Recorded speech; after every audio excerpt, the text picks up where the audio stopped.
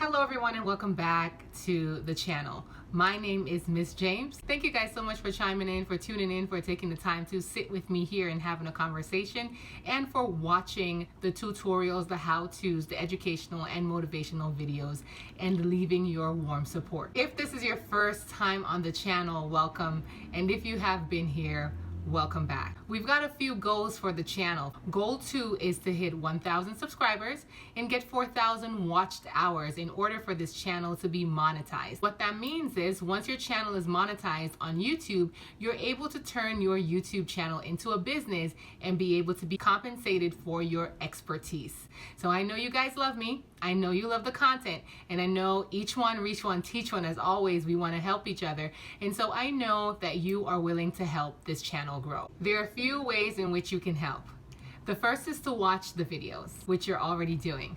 Watch the videos all the way to the end because the YouTube algorithm can tell how long a viewer is watching the video for. And so if you're not watching the video all the way through, it's not sending a positive message to YouTube, and we want to send a positive message to YouTube. I know you're watching the videos all the way through. So that's the first thing. The second thing is to comment in the comment section. Leave some feedback. Leave a warm vibe. Ask me some questions. What type of content would you like to see on this channel? You yourself are stating down below what you would like to see more of on this channel. What has been your favorite video so far? So let's take 5 seconds and go ahead, type in the comment section below. Since this is an educational video, what type of educational videos would you like to see from me?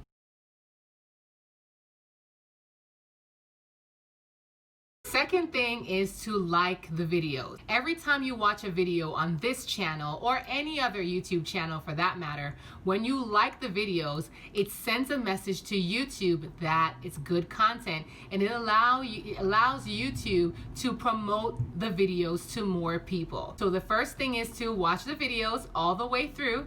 Second thing is to like the videos. Third thing is to leave a comment of what it is that you would like to see more of on this channel. And the fourth thing is to share.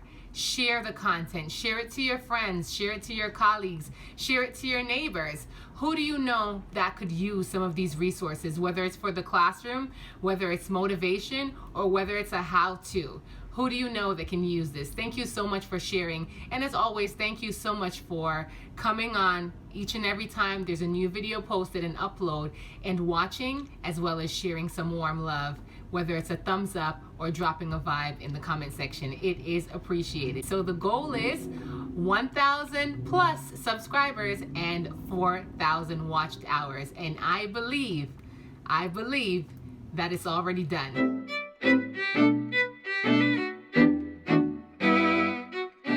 In today's video, we are talking about some of the best practices for remote learning. Now, we have ventured into remote learning this year because of the pandemic, and so the video that you're going to see are some of the practices that worked really well for us during this previous school year. Now, I know that we're all preparing as educators for this fall and this next school year, this 20 to 21 school year that's up and coming. A lot of things are up in the air right now, and we're not quite sure what to do. So I wanted to just share some things that worked really well for my co-teacher and I in our virtual classroom. We use the Google Classroom platform, as well as a few more EdTech software to help engage the students in the learning process. So we want to think about who our students are, what is the diversity, what's the population that we may potentially be dealing with, what are their needs, and create material that will work well for our population of students. I've been taking a few PDs here online over this summer break, and in the next upcoming videos, I will be sharing some great ways in which we can incorporate some of these things into our classroom. I will be sharing in another video how to organize your Google Classroom, because I understand that mastering Google Classroom is still quite a challenge for some of us. So while there may be a few of us that have got it down packed, there's still some of us who need some guidance, and that's what I'm here for. So leave a comment in the comment section below. Tell me what particular aspect of Google Classroom would you, or Google Google Suites would you like to be more familiar with? I will be talking about how to embed Google Documents for students' reading and comprehension. I will be talking about embedded Google Forms with audio and videos, images. How can you do that to engage your students, to pique students' interest, but to also do check-ins with your students to keep them engaged, as well as other resources that we can use. As the school year is about to start, watch this video. See what's in this video that you find really useful, that you can pull from, and then leave a vibe. Let me know what part of the video that was super useful for you. We're always working on ourselves, and as educators, you're always learning as well. And if you want to be the best that you can be, then you have to keep learning. So please, and feedback is also awesome. Please leave some feedback. Tell me what part of this video worked well for you, and what part of the video what resource or information in the video will you be using with your upcoming scholars, as well as what you would like to see more of. So as we dive into planning for this upcoming school year, let's think about our learners, let's think about their needs, let's think about how we can continue to foster not only their intelligence or their growth and development in terms of the content, but how can we foster the socio-emotional learning, the socio-emotional development, social justice within our lesson, culturally responsive teaching. These are the conversations that we want to start thinking about and start having in these next couple weeks and throughout the school year. So we're going to start off here first in this video looking at some of the best practices that worked well for us, and then in the future videos to come we will look at some of the advice or the questions that you have posted down below, and we'll be sharing more and talking about how we can use more EdTech in the classroom as well as educators for our own professional developments. Thank you guys, stay tuned, be blessed, and enjoy the video. Hi guys, this is Miss Francois. Hi everyone, this is Miss James. And today we're going to be talking to you about some of the practices that we use in the science department during our remote learning. Miss James, take it away. Awesome, let's go. All right guys, so for teaching science online, we use a method, or approach should I say, is the Sift method. We keep it succinct, informative, fun, and thoughtful. So what do we mean by that? Let's get into it. Okay, so we have a classroom layout. In our classroom layout, we have daily greetings. We have an onboarding process for students. Immediately when they get into the classroom, they will complete their attendance. We incentivize it to, get more students on the line. And after the attendance, students get right into that daily lesson format. And in that daily lesson format, attendance is by Google Form, by the way. In that daily lesson format, we have reminders for students that we have daily calls. We post the essential question, the learning targets, the standards, the daily task. We number the task and we number the daily assignments just to be informative, to be succinct, and to be thoughtful. That students need that clarity in that direction. We have a lot of resources in the classroom to help students further their learning process. And let me show you what that looks like on this Google Forms right here. So on the Google Form sample here, we have a lesson. Okay, maximize the screen. Awesome. Okay, so here's a sample lesson. When the students log into the Google Form, we have the essential question posted. We have the learning target posted just as we did in the classroom. It's a repetition, so students know what the expectation and the outcome is for that lesson.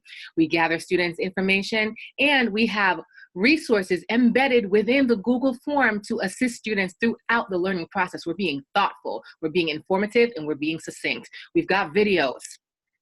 With the videos, we've got reflective questions. Sometimes we have audio links posted in here as well. And then we gather students' information so they can use it as a part of their planning process for that final presentation or that final student voice piece, which Ms. Francois is about to take it away right now.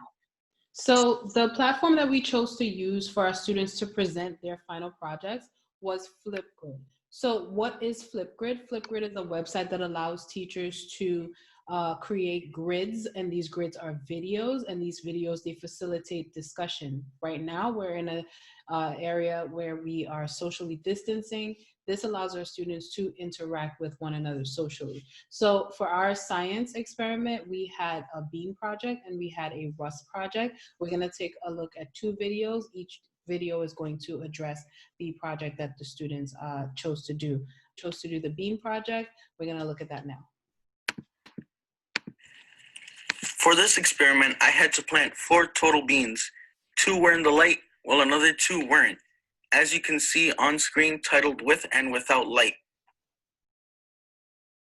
Pour cette expérience, j'ai dû planter 4 fèves au total. 2 étaient à la lumière, tandis que 2 autres ne l'étaient pas. Comme vous. So in Angel's experiment, in his FlipGrid video, one thing that he did was really thoughtful is he included French. Why is this important?